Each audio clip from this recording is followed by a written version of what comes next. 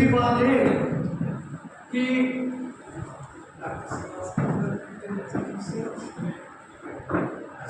कुछ पुस्तकें मैंने ली है यहाँ पढ़ने के लिए, मेरे घर वही लेने शायद गए। तो परिचय तो हमारा अच्छा खासा हुआ, उसके लिए बहुत बहुत धन्यवाद उन दोस्तों को। अब तो हम कुछ तकनीकी बात करेंगे, लेकिन पहले थोड़ा सा हमारे शेखर साहब जो सदस्य हैं आपके कमेटी के, उन्होंने कुछ कही तो मेरे भी मन में कुछ बिजली सी हो रही है कि मैं भी थोड़ा बोलूँ। और वो शाम के भ्रमण के बारे में, हमें शाम का भ्रमण कराया गया चित्रकूट का। अभी तक तो चित्रकूट की बात सुनते थे, पढ़ते थे कि चित्रकूट के घाट पर भाई संतन की भीड़, तुलसीदास चरण तिलक तो मैं कमाऊ पहाड़ी, उसके बाद सती अंशिया मंदिर। लेकिन मैं पूछता रहा तुलसीदास ने रामचरितमानस में जो लिखा है वो जगह कहाँ है, जहाँ से रामचरितमानस का लिखना शुरू हुआ था। तो बड़े खोजबीन के बाद पता लगा कि राम घाट पर जो सकरी सी जगह है उसमें 3-4 जो है दल सीढ़ियाँ चढ़ने के बाद वहाँ पे है, और वो जगह है जहाँ की हनुमान जी तोते के रूप में रामायण सुना करते थे। और वहीं पे तुलसीदास ने चंदन की साधा और राम जी बाल रूप में वहीं आए थे। तो बड़ा अच्छा लगा कि रामचरितमानस इतना प्रसिद्ध ग्रंथ है, उसकी रचना इसी क्षेत्र में हुई थी, यही बात। तो आप लोग बधाई के पात्र हो कि ऐसे पवित्र भूमि में यहाँ पे हो। और मैं थोड़ा तकनीकी बात की ओर शिफ्ट करूँगा। ये बुंदेलों की धरती है। अभी भी मेरी जब सुनते हैं तो इस 82 साल की उम्र वाली मसंस में अभी भी जोश आ जाता है कि खूब लड़ी मर्दानी वो तो झांसी वाली रानी। तो आप उस क्षेत्र में बने हो जहाँ ये लोग पैदा हुए, बढ़े और देश के लिए लड़े। तो आप तो तलवार उठा के लड़ाई नहीं कर सकते हो, लेकिन उससे भी लड़ाई कर सकते हो किसी क्षेत्र में, जिस क्षेत्र में आप हैं, जिसके लिए इस विश्वविद्यालय की स्थापना हुई थी। तो वो गर्व आपको होना चाहिए, कि आप उस क्षेत्र के वासी हो जहाँ बुंदेलों की धरती है, जहाँ मिट्टी के कण कण में जो है वो बहादुरी छुपी हुई है। तो जगह अगर जगह विकसित नहीं है, ये आपका 15वां स्थापना दिवस है और जल्दी 16वां शुरू हो जाएगा। लेकिन इसमें जो कुछ प्रगति आपने की है वो सराहनीय है। मैं तो यही कह सकता हूँ, हम अपने अनुभव कि पंतनगर विश्वविद्यालय जिसमें मेरे 10 साल गुजरे हैं, इससे पता था, लेकिन उसकी स्थापना क्यों की गई थी वो मैं थोड़ा सा बताऊंगा। स्थापना इसलिए की गई थी, वो था लैंड ग्रांट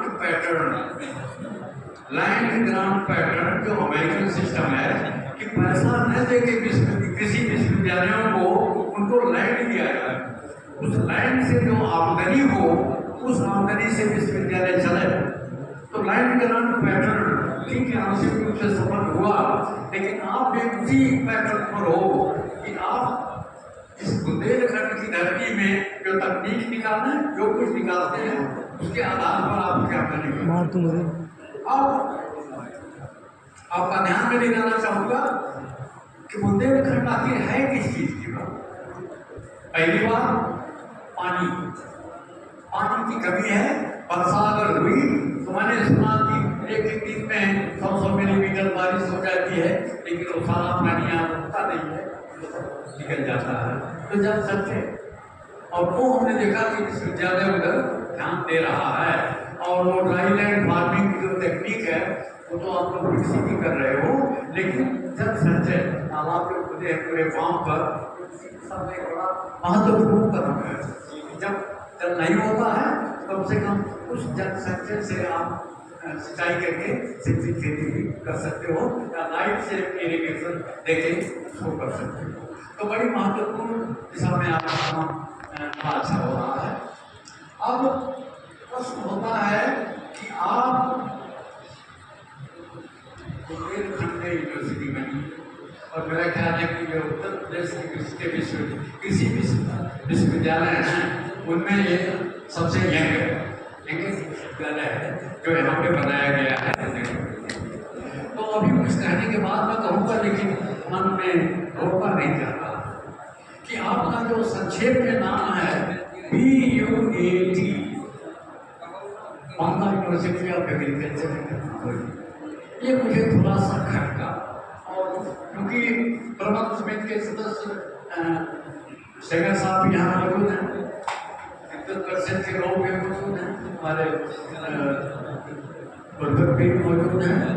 तो मुझे लगता है कि क्योंकि ये नए पैटर्न और एक खास रीजन के लिए खास विश्वविद्यालय बना था, आप नहीं आपका लेकिन ये बांदा नाम दोबारा मुझे लगता है कि आपका जो संक्षेप में नाम है BUAT बिल्कुल ठीक है, लेकिन उसका जो फुल फॉर्म है वो थोड़ा सा गलत है। अगर आप इसको सुधार कर सकें, बी को बांदा न कह के बुंदेलखंड कहिए।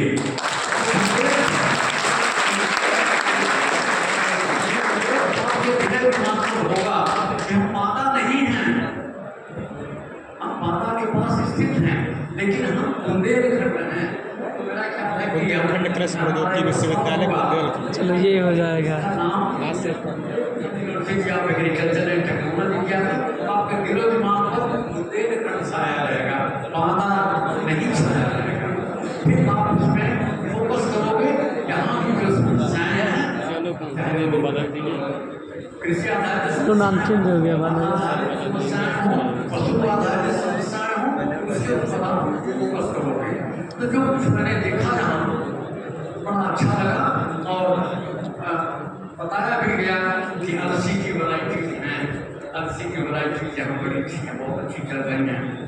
मुझे जो बुंदेलखंड की याद आती है, आया तो पहले दफा हूँ यहाँ, लेकिन यहाँ आने से पहले यहाँ के जो DM थे उन्होंने, मेरे जाने वाले, तो 2 साल पहले उन्होंने मुझे एक बोरा अरहर की दाल भेजी थी। और विश्वास मानिए कि मैंने अपने बच्चों को भी और अपने जो गरीबी थे उनको भी 1-1 किलो किलो दिया, और सबको वो अरहर की दाल इतनी पसंद आई, बोले साहब ऐसी अरहर तो हर जगह होती है, लेकिन जो बुंदेलखंड की अरहर है उसकी दाल एक अलग से पहचान रखती है। तो ऐसी कुछ चीज़ें हैं, तो मैं ये सलाह देना चाहूँगा कि इसका आप GI कराइए, बहुत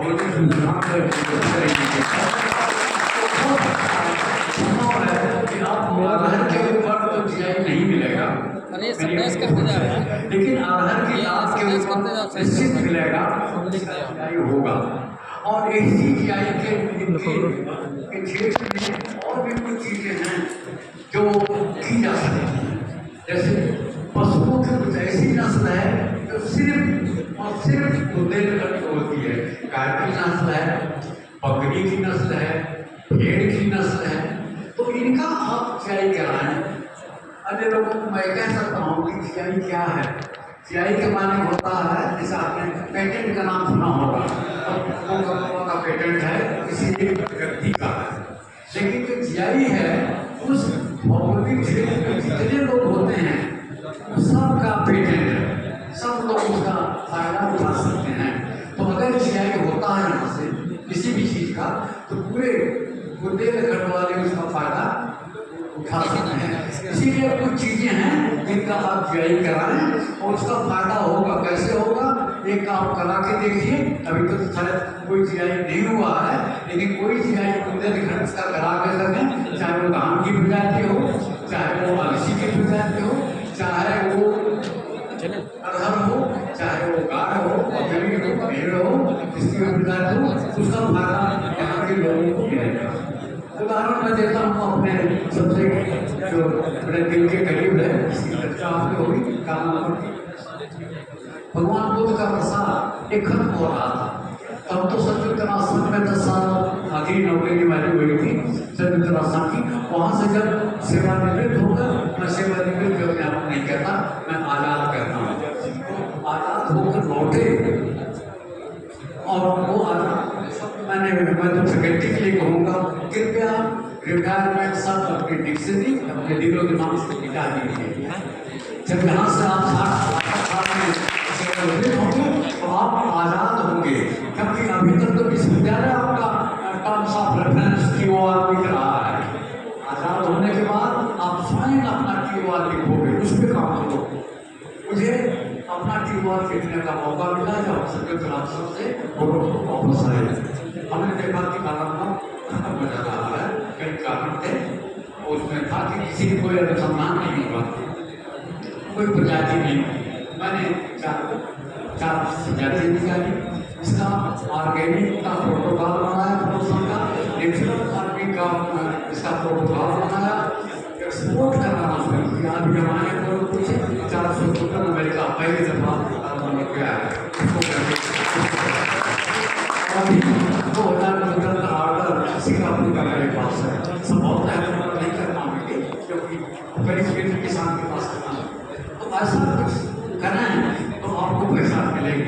तो ये नहीं कि हमको अप्रैल में पद्मश्री मिला, 12 महीने में चल रहे अवार्ड, मानव विभूषण भी मिला।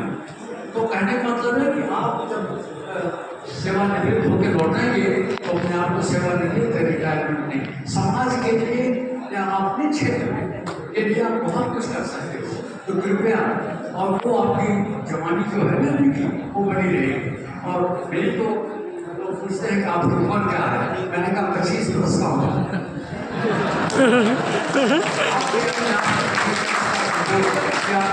और दिमाग ये 25 का है, वो एनर्जी हो, ठीक है। शरीर सबका बुढ़ा होना है, सबको मरना है। यहाँ के हाथ में जो बैठे हैं सबको मरना है। वो आज तक कोई अमर नहीं हुआ, लेकिन मरने से पहले, सांस होने से पहले कुछ ऐसा कर जाएंगे अपने क्षेत्र में कि लोग आपको याद करें। मैं रहूँ या न रहूँ, क्योंकि लोग याद करेंगे यहाँ किसी ने कारोबार को बचाया था, पढ़ाया था, और हो सकता है बासमती को भी किसी छोड़ दें, कारोबार को गुण है, विश्व का सर्वश्रेष्ठ आपको पहचान देगा। अभी मैं पूछूँ आपके क्षेत्र का धान है जिसको थोड़ा सुगंधित धान कहते हैं, सुना तो ठीक है, उसका क्या कवेरी, उसमें प्रोटीन परसेंटेज क्या, कवेरी सुगंधित धान। क्यों उसका चुना नहीं हुआ, एक एक को लेके बैठो। यहाँ इतनी सारी जो है और दर्जन की गिनती प्रजातियाँ हैं, किसी एक को तो अपने क्षेत्र में ज़्यादा हमको लेके बैठो, और वो उम्र आवे वो रिटायर होने वाली, उसके पहले यहाँ विश्वविद्यालय के लिए कुछ कर जाएंगे, आपका नाम होगा, विश्वविद्यालय का नाम इसके लिए होगा। तो उस सोच के साथ आपको काम करने की आवश्यकता है।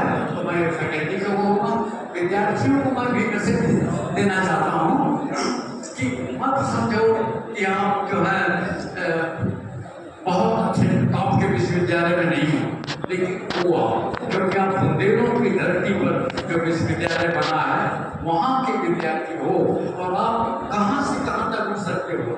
प्लीज अपने दिमाग को कंडीशन मत करिए। कंडीशन समझते हैं, रतन टाटा कहा करते थे, nothing can destroy iron but its own rust.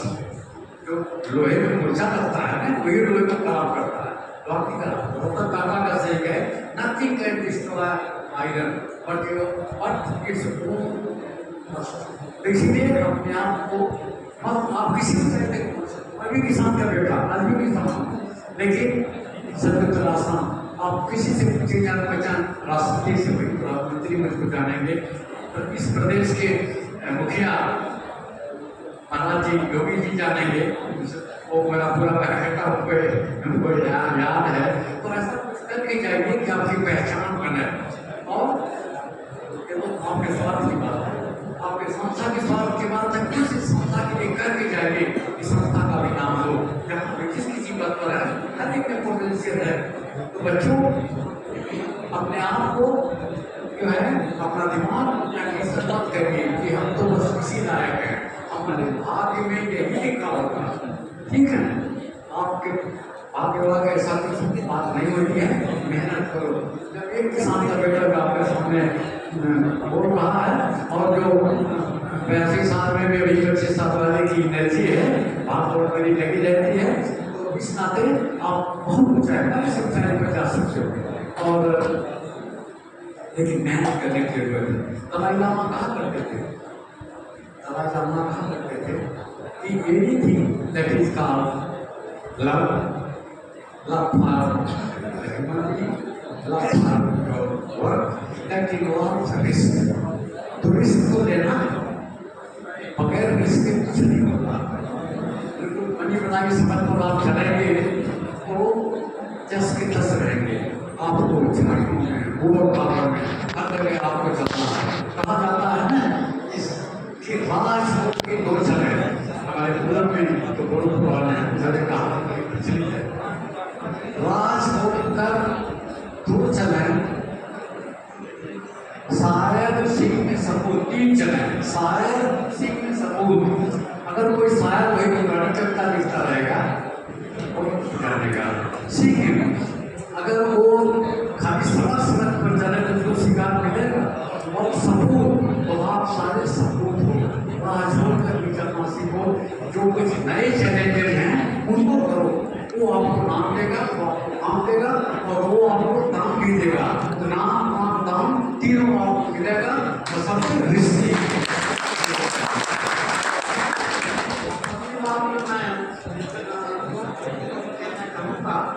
आपके पास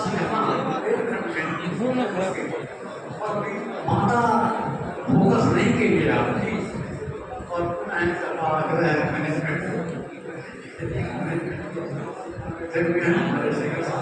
तो ठीक इसका विश्वविद्यालय का जो भी लेकिन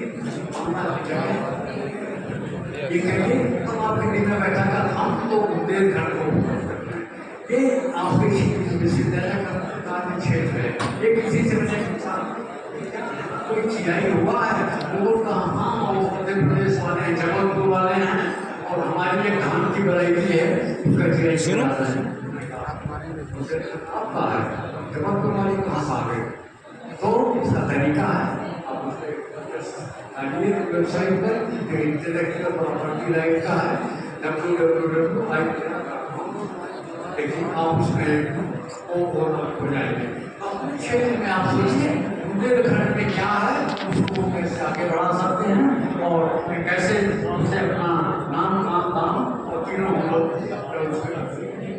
अब ये बात है यहाँ के किसानों की दशा और दिशा सुधारने के लिए अच्छा, हम जब गिरी में थे तो डॉक्टर एम एस स्वामीनाथन और हमारा घर अनिला के पास मकसद सुबह को रहते हुए या कभी चाय पर मुलाकात हो जाती। वो कहा करते थे paddy and poverty go together, धान और दरिद्रता साथ साथ चलते हैं। एक दफा मैंने हिम्मत करके पूछा कि डॉक्टर स्वामीनाथन मैं तो ईस्टर्न यूपी का हूँ, जहाँ खरीफ में कोई फसल हुई नहीं सकती धान के सिवा, तो क्या हम दरिद्र ही रहेंगे। उन्होंने कहा देखिए ऐसा है कि कहाँ का, लेकिन एक्सेप्शन इसमें है कि अगर कोई स्पेशलिटी लाइफ है उसको बढ़ावा दीजिए, उसे दिशा सुधरेगी। उदाहरण दे दे रहा हूँ, फैक्ट्री के देखिए काला नमक स्पेशलिटी लाइफ है, आपके क्षेत्र की स्पेशलिटी लाइफ है, यहाँ पे उसको बढ़ावा दे सकते हो। गवर्नमेंट का जो एमएसपी है धान का वो 2300 रुपया है, फाइनेस्ट वैरायटी का 2300 रुपया।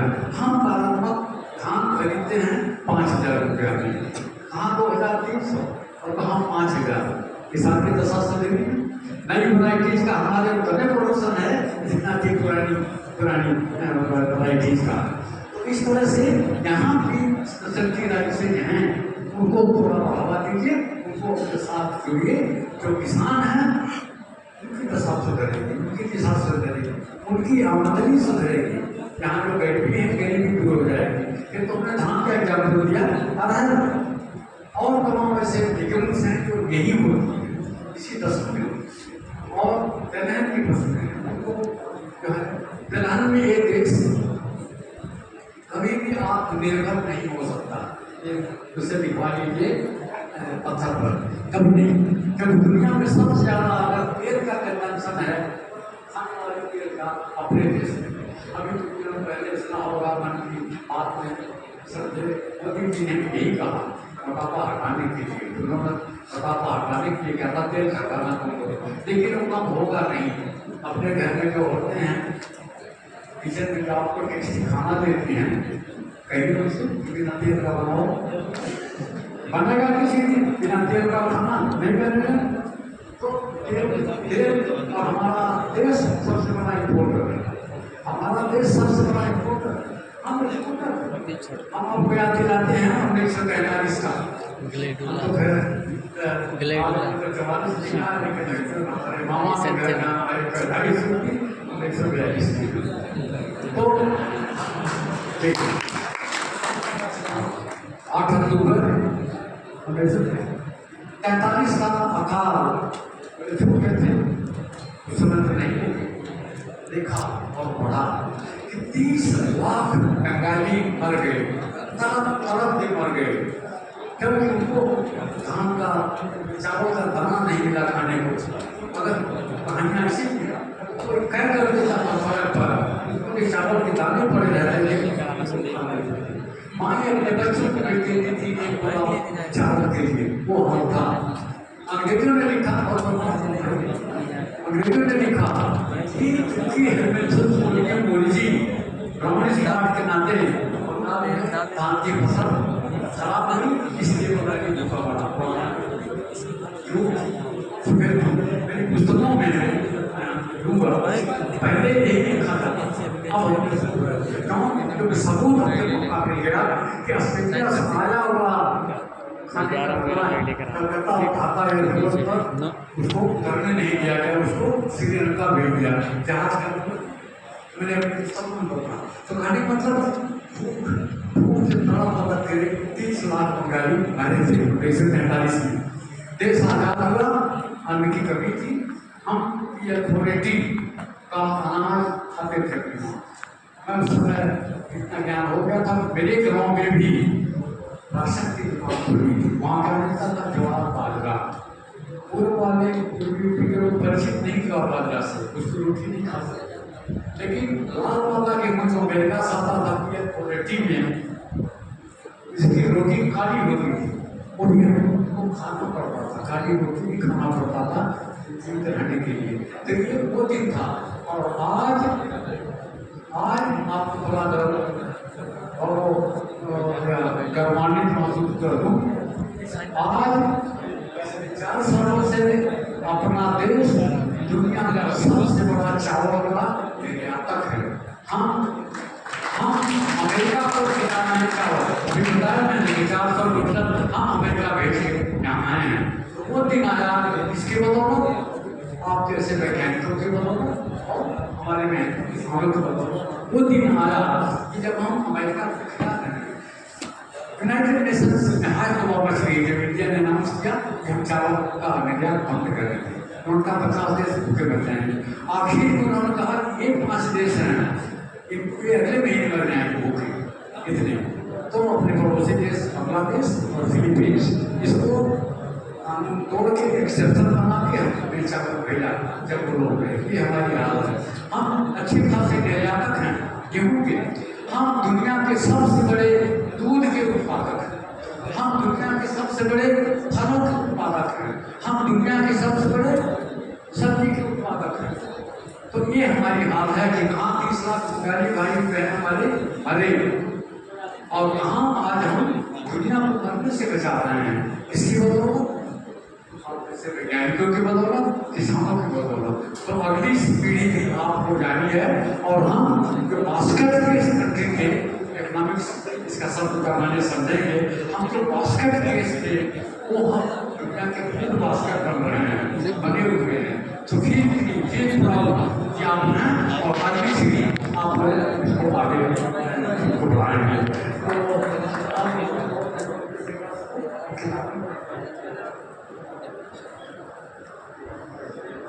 कुछ पुस्तकें हैं यहाँ लेके जाना चाहेंगे,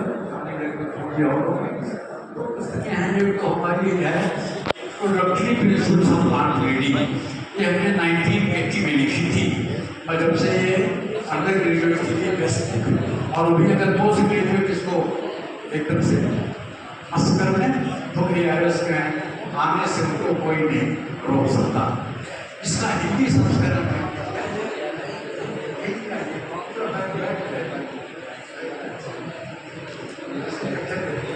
तो इसका हिंदी संस्करण भी हुआ पादप प्रजनन के मूलभूत सिद्धांत और दोनों किताबों को ऑक्सफोर्ड ने छापा और अभी ICAR ने हमको इसके लिए डॉक्टर राजेंद्र प्रसाद अवार्ड भी दिया पिछले साल 1 लाख रुपये का है। इसकी कोई बात नहीं, हमारे दूसरे लोगों के लिए लेकिन जो सर्टिफिकेट प्रमाण मिला वो कि ये डॉक्टर राजेंद्र प्रसाद अवार्ड मिला है। तो इसके नाते ये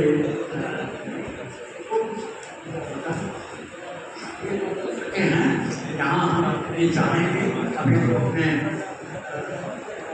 डायरेक्टर रिसर्च उन्होंने भी पढ़ी है इतने वो फैकल्टी मेंबर तो कुछ लोग हमारे पुस्तक पढ़ के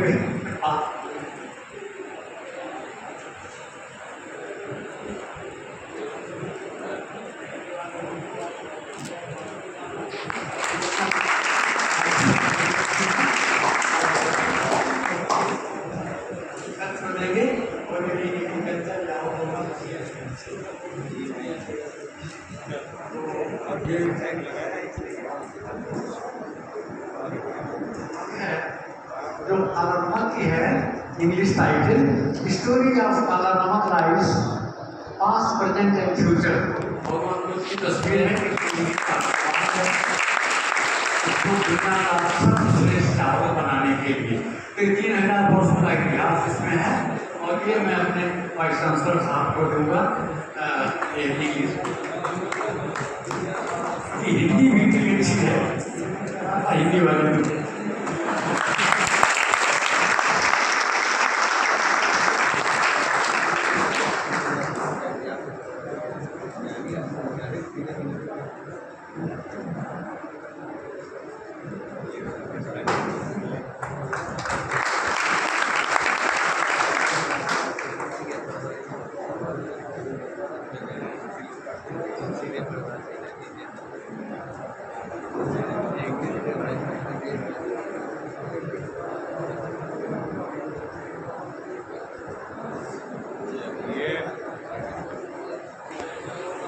पुस्तक है जिसको ICAR ने 1 लाख रुपए का इनाम और